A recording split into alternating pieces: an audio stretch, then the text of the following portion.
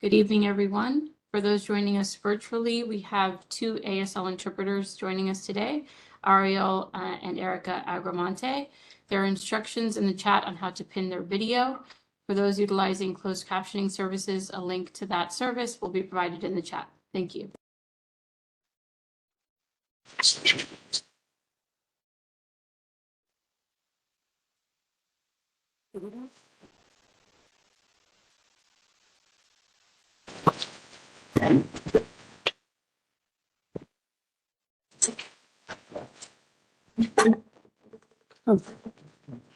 Good evening. Welcome. My name is Ava Rice. I use she, her pronouns, and I'm the interim chair of the Civilian Complaint Review Board. I would like to call the CCRB's November public meeting to order. I would like to start today by introducing our new board member, Patrick Smith. Mr. Smith has lived in New York for decades and joins the board with a wealth of experience across journalism, communications, public policy, and New York City politics. He will bring a valuable perspective to our work, and I look forward to working alongside him to make the city safer for all people. I would also like to congratulate board members Joe Fox and Kevin Genot on being reappointed to the board. Thank you both for your service and commitment to this city. I'm going to ask the board members to... Public, or what? Tell us who they are. Yes, I'm going to have the board please introduce themselves, and I'd like to start to my right with Joe Fox. Yes. Joe Fox, I'm a police commissioner designee, board member, and which I've been doing, I believe, since April, and glad to be here tonight. Thank you. Esmeralda Simmons, I am a public advocate designee from Brooklyn, New York. I'm Merritt, City Council designee from Brooklyn. Frank Giuliano, Police Commissioner designee. Pat Smith, mayoral appointee. John Siegel, mayoral appointee. Good evening, Charlene Brown Lyons, Police Commissioner appointee. Terrific. And we are also joined virtually. Joe, would you like to introduce yourself?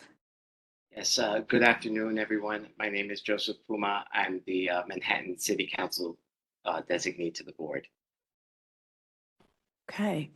And we will be joined in a few moments by Kevin Jamont, who's having some traffic issues, but he'll be joining us in a few. I'd like to ask, are there any changes or corrections to the board minutes for the month of October? Any changes or corrections to the minutes? Okay. Seeing that we have quorum, I'm going to ask for a motion to approve the October board meeting minutes. And can I have a second? Okay, thank you. All those in favor of approving the board minutes as presented, say aye. Aye. Opposed? All right, the board minutes have been approved. Good evening again. I want to congratulate our amazing Youth Advisory Council, or the YAC, on the international summit that they hosted a few weeks ago. The YAC is made up of young workers between the ages of 10 and 18 years of age who reside all across the 5 boroughs. This is the 5th YAC Summit to highlight the youth perspective on policing. This year was unique, however, because they expanded to a worldwide conversation. They had young representatives from the UK, Mexico, Guatemala, Kenya, Nigeria, and Zambia, who shared their experiencing on policing in their countries. They discussed the shared and differing issues and brainstorm solutions. I want to thank these young leaders for sharing their perspectives and working to improve their communities. The applications for the 2024 YAC are now open, and we encourage all New Yorkers to apply. Visit the CCRB website to learn more and to learn more and apply. We will now hear from our Executive Director, Jonathan Darsh. Thank you, Madam Chair. My name is John Darsh. I use he, him pronouns, and I'm the Executive Director of the agency. This week, I've been at the annual conference of the National Association for the Civilian Oversight of Law Enforcement in Chicago. So far, the trip has been extremely rewarding. Similar to how New York City's police oversight system has seen major changes in recent years, so has Chicago's. One of the most important features of Chicago's complex police discipline system is that civilians have final disciplinary authority. When the Chicago Office of Police Accountability, or COPA, finds misconduct and recommends discipline, if the police superintendent disagrees with that discipline, a member of the all-civilian police board determines whether or not to use the COPA recommendation or the police disciplinary recommendation, which could either be lesser discipline or no discipline at all. Then, in cases where it has been decided that a member of the Chicago Police Department should be fired, there's a full disciplinary hearing in front of the 9-member police board, in which the defense is allowed to cross-examine witnesses and present its own evidence. In addition to allowing for final authority to be in civilian hands, Chicago's oversight system shows that radical transparency is possible. All evidence gathered by COPA that doesn't personally identify a civilian that doesn't personally identify a member of the public is put on the COPA website within 90 days of an incident. 911 calls, police communications, as well as video of all kinds, cell phone video, surveillance video, and most importantly, body-worn camera video. In addition to COPA and the police board, Chicago's oversight system has 2 other important civilian components: the Community Commission for Police Safety and Accountability, and the Deputy Inspector General for Public Safety. These groups have an important partner in the Chicago Police Department's Internal Affairs Bureau. These groups meet regularly to ensure there is not only an effective oversight system for individual misconduct, but that patterns of misconduct are recognized. New York has a similarly complicated civilian oversight system. In the city, the CCRB has partners including the Inspector General for the New York City Police Department, the New York City Commission to Combat Police Corruption, and the Law Enforcement Misconduct Investigative Office of the New York State Attorney General's Office. While at NACOL, I liaise with folks from oversight entities from Albany, Schenectady, Rochester, and Suffolk County. I pledge to work more closely with our partners in the city and upstate to develop ways to work together to improve our agency's capabilities. It was also interesting to discuss funding issues with leaders from oversight entities from around the nation. Again, COPA is an interesting entity to compare to the CCRB. Currently, the CCRB's budget is approximately $24 million. And COPA's annual budget is $16 million. Yet COPA investigated approximately 600 complaints this year. And the CCRB is going to try and fully investigate more than 2,400 complaints in 2023. The CCRB's budget is right now approximately 50% larger than COPA's, but we are going to endeavor to investigate more than 4 times as many complaints as COPA this year. Unfortunately, the cuts announced by the administration today make that unlikely. The CCRB is currently facing a 15% program to eliminate the gap and is under a hiring freeze. This is going to impact our ability to do the work that this agency has been doing to investigate, mediate, and prosecute complaints of police misconduct. It is going to impact the strides that this agency has made in recent years. The staff and I have been working on finding ways to continue to provide the service this city deserves and expects, even under extreme budgetary pressure. We plan to discuss these contingencies at the December meeting.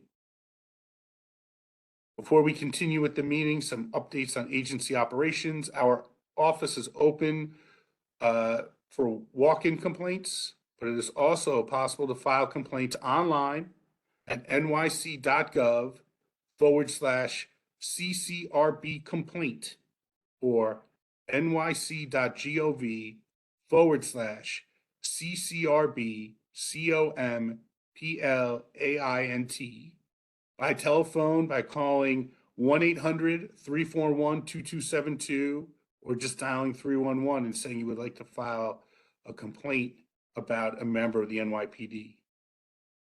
Also, if anyone wishes to file a complaint tonight, we have two investigators on hand ready to take your complaints, Emma Stardhar and Rob Bryan.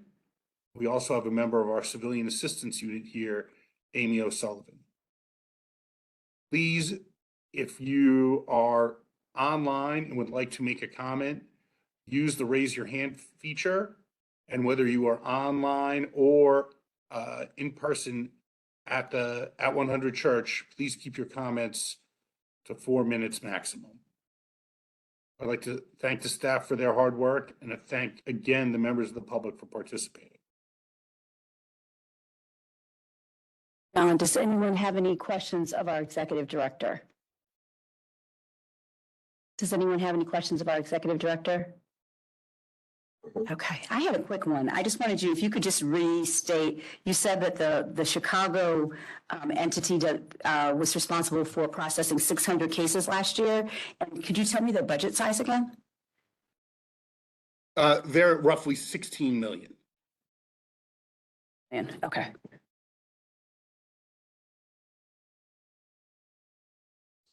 All right, we have been joined by Kevin Germont. If you would introduce yourself. Hey, good evening, everyone. My name is Kevin Jamont, and I'm the Queen's appointee by the mayor. Okay, thank you.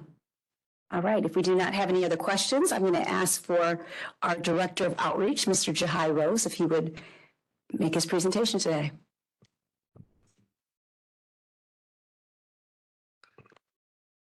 Good afternoon. Thank you very much, Chair Rice. My name is Jahai Rose.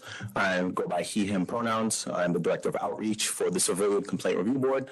I will provide just a brief overview of what the agency is and some interesting updates.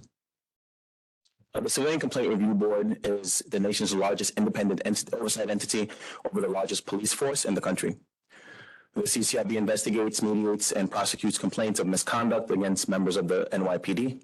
The agency is governed by a 15-member board, many of which you've met on the dais today. The seats are appointed by the mayor.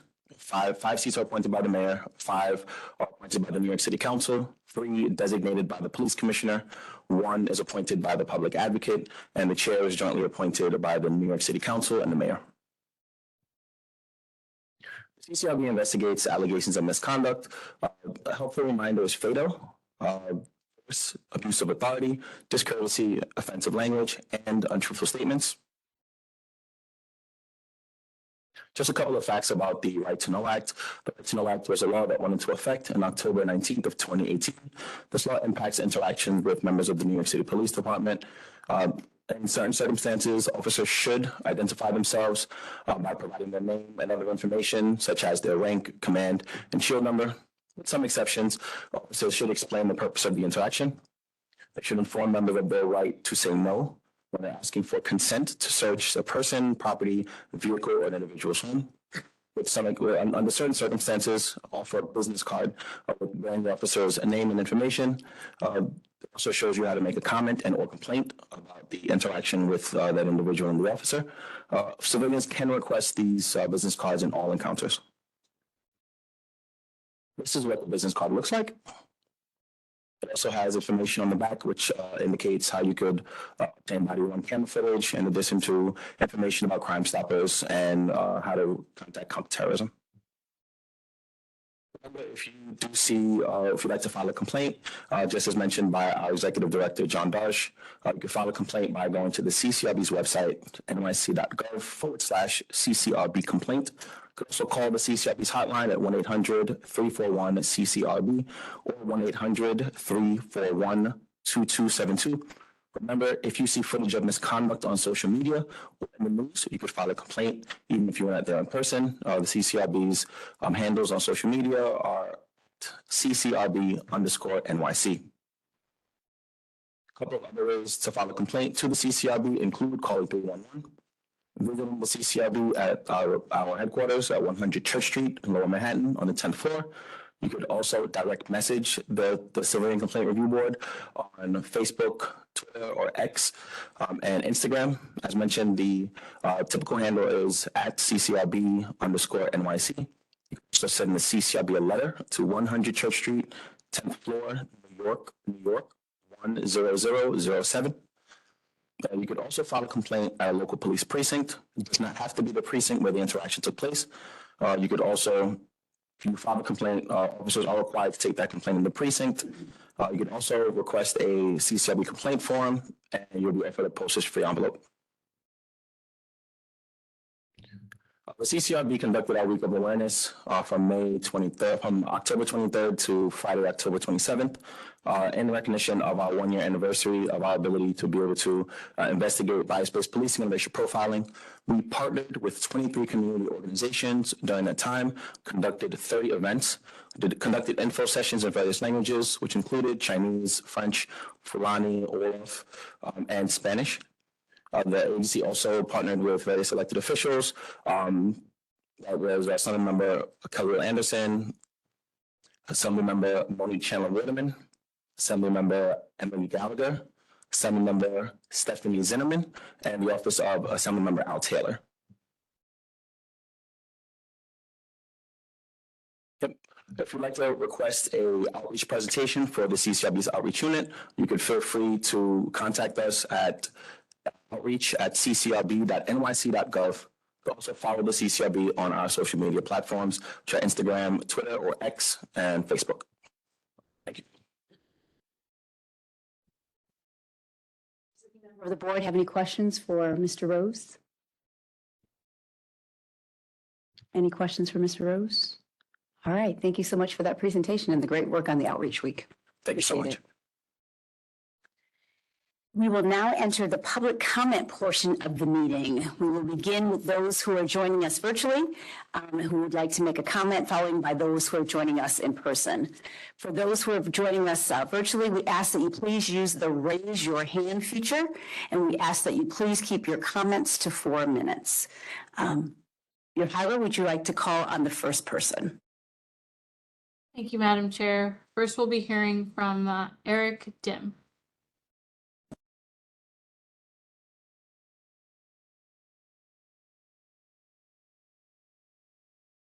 Okay, can you Can hear you me? hear us? Yes, I can hear you. Can you hear me? Yes, we can. Okay, all right, thank you. Thank you, everyone. Thank you for giving me the opportunity to speak here. My name is Eric Dim. I'm a former lieutenant of the NYPD. I am retired.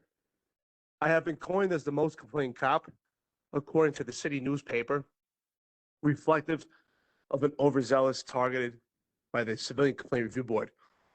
I did intrusive police work my entire career as a special operations lieutenant, an anti-crime sergeant, and also an active police officer throughout New York City. The last part of my tenure, I was working in the South Bronx for almost an entire decade, where I was responsible for retrieving illegal firearms off the street, saving lives day in and day out. And now what I hear is constant push outreach from the Civilian Complaint Review Board to the community about how to make a complaint against a police officer if you see alleged misconduct. Now, what I never hear is about mending a relationship with the community and the police officers to improve public safety. So I'd like to ask the Civilian Complaint Review Board, is the Civilian Complaint Review Board willing to admit that the outreach that the Civilian Complaint Review Board pushes to make complaints against police officers? Well, let me just circle back for a second and say this.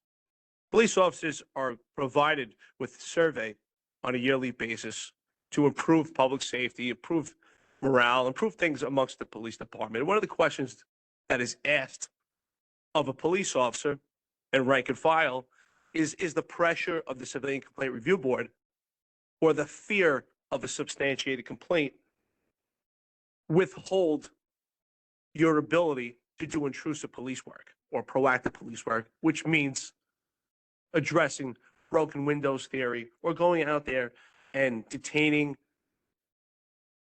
potential persons of interest subjects based on People versus DuBois, which is a case from 1976, which is right to search and seizure. which is mostly uncomfortable for people, but it's necessary to do intrusive police work? And the answer is yes. And we see a phenomenon that I had foreshadowed over a year ago, that police officers would now be attacked and assaulted on a constant basis.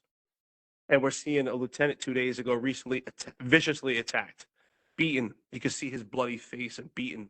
The following day, again, it just happened to be in the same borough in the Bronx, where police officers again were physically attacked on a subway.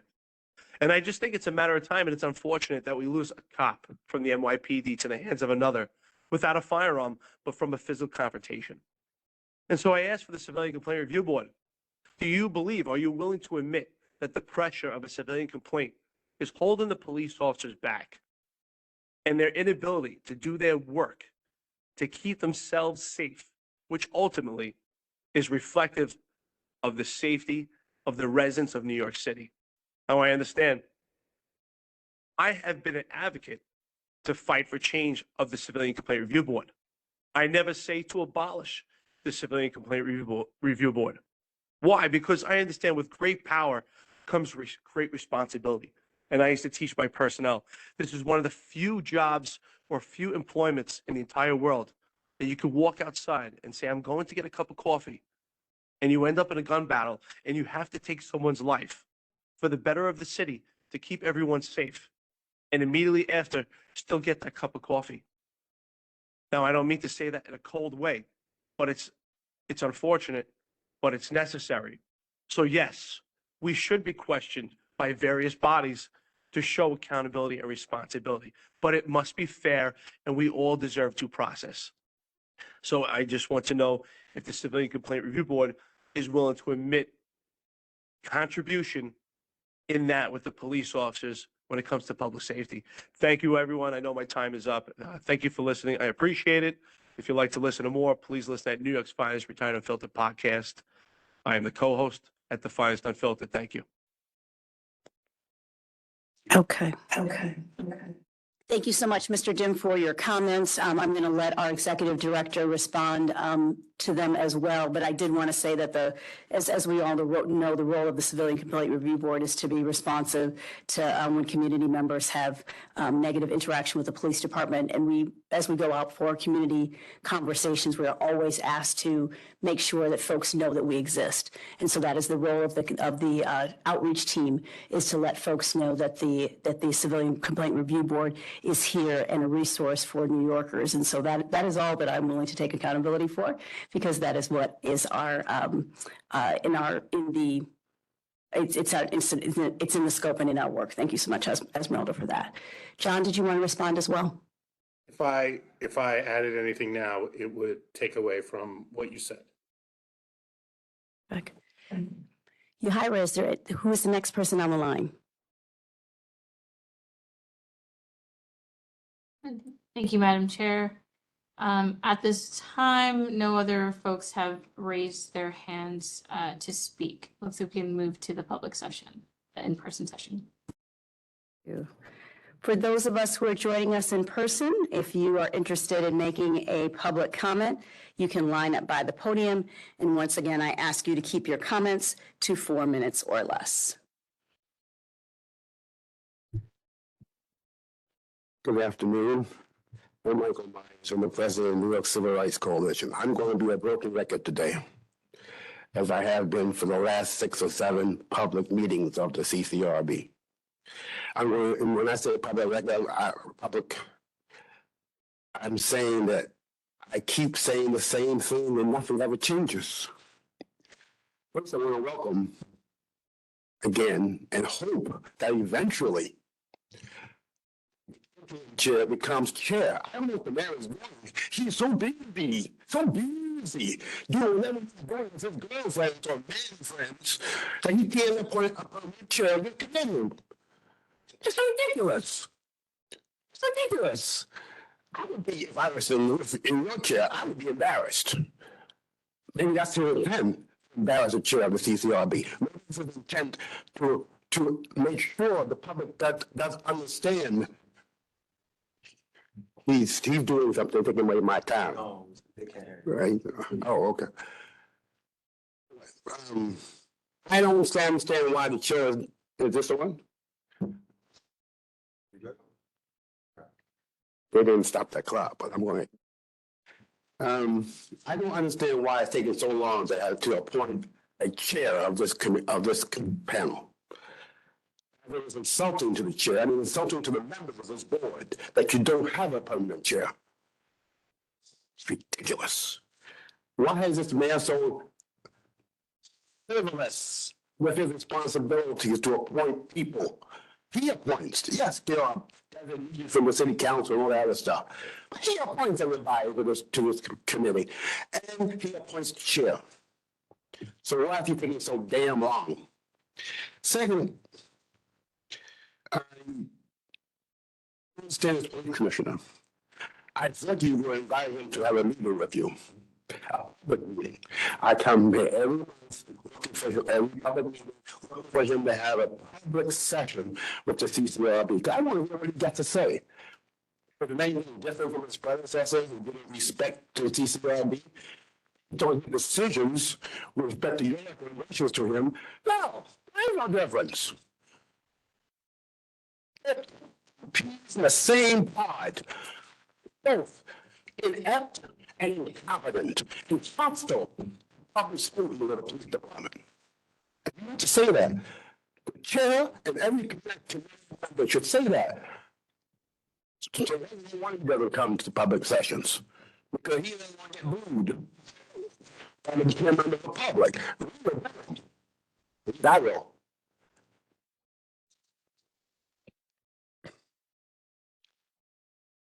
I appreciate the members who are here from the police department. That's all I can say about that. I appreciate your presence.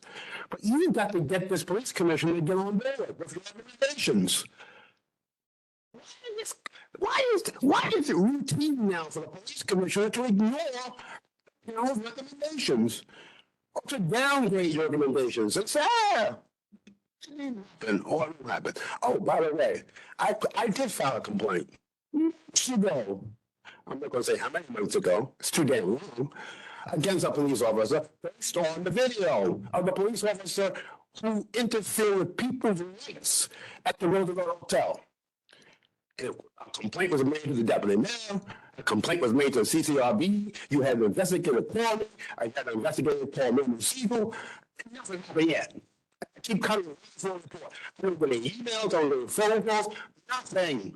What the hell's going on? It takes so long to investigate a complaint that's on videotape. A police officer interfering with people's civil rights. And we complain to CCRB, and we still get tickets. This is maddening. And you want to have public meetings and sessions with youth and stuff like that, talking about what you're doing. What are you doing?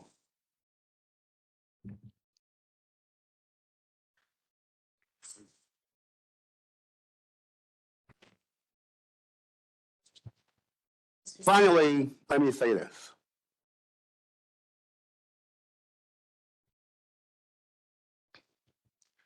The roster of our sessions here, we've got to start calling the roll. Not just who's present, but who's doing what and who's saying what. Is anybody and any of you replying on behalf of the CCRB to your police commissioner?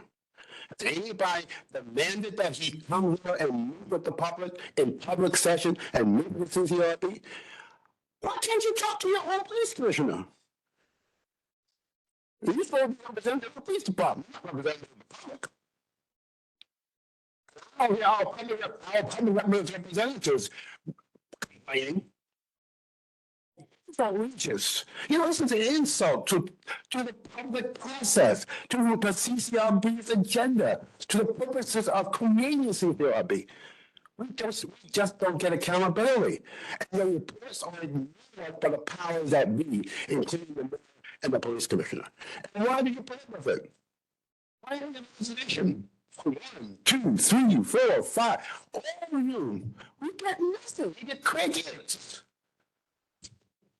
Thank you, Mr. Myers. What I heard from you is your concern about the continuing role of myself as an interim chair the request for the NYPD Commissioner to be part of a public session. A concern about our concurrence rate, the case that you still have outside and pending, and then also the role of all the people that are here, which is where I want to start. I want to let you all know that this is one thing that we do as members of this board, is having these public meetings on a monthly basis. But every single one of these members spends hours and hours of time reviewing cases. And so every single member of this board is active in the work of the role of the CCRB and takes that work very seriously. And I just wanted to thank them publicly for the role that they take here. There's not a single one of us who does not sit on a panel and multiple panels every month. So I want to thank them for their dedication to this work.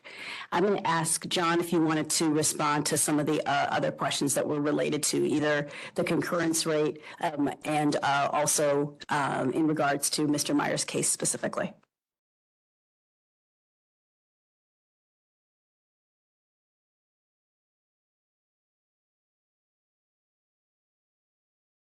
With regard to Mr. Meyer's case, it is pending a panel review, and as soon as it's closed, which will certainly be before the end of this year, we will notify Mr. Myers of what happened in that investigation, and we will get right on it. With regard to the concurrence rate, the concurrence rate it is still very early in this commissioner's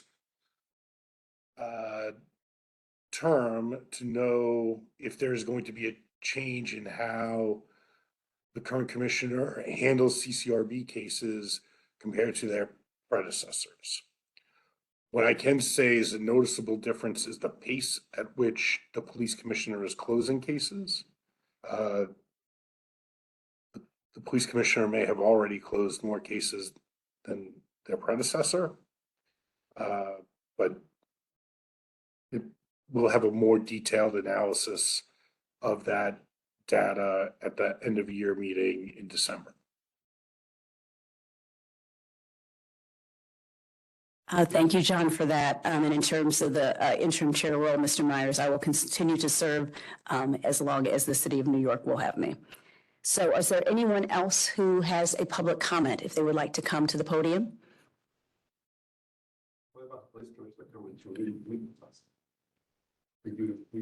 We have not made that request. I'm going to meet with the police commissioner first. I'll let you know how that goes. Any other comments from the public? Okay. Do we have any old business to come before the board? Any old business? Do we have any new business to come before the board? All right, hearing none, I'm going to move now that we're going to break into executive session. The agenda for the executive session this evening is the board will receive an update from the executive director on pending personnel actions and an update from the general counsel on litigation. I'm going to make do I have a motion to adjourn the meeting, the November meeting? Do I have a second? Second. All right, the November 2023 meeting of the CCRB is currently adjourned. Thank you.